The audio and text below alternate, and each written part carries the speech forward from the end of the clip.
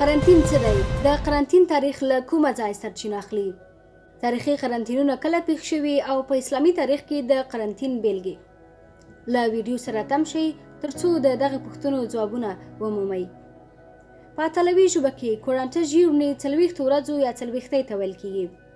د پښتنو په کلتور کې بیا د مړي 40 او د ماشوم له زیږیدلو وروسته مور د 40 ورځو لپاره په کور کې ساتل ضرور ګڼل کیږي.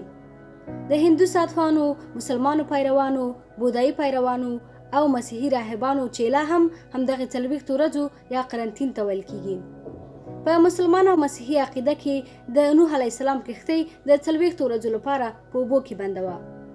عیسی علیه السلام چې کله دښتو ته ووت نو د 40 ورځو لپاره روژه و. په 1443 زیږدیز کال کې د اټالي په لوی ښارونو میلان او وینس کې طاعون یا وبا په لکونو انسانان ووژل او یو شمېر نور لوی ښارونو ته وتښتېدل. هغه وخت هېڅوک له وایروس او بکټریا نه و خبر، خدای ولیدل چې ناروغي له یوه انسان نه بل ته ژر کډه کوي.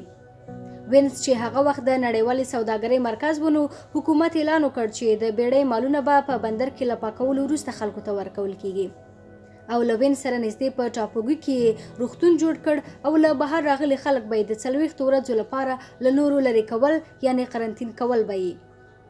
په 1480 زیږدیز کال کې د اجاتیک پراګوسا بندر کې دا قانون جوړ شو چې بیړۍ به د یوې میاشتې لپاره د مرکن په ټاپو کې لنګر اچولی وي.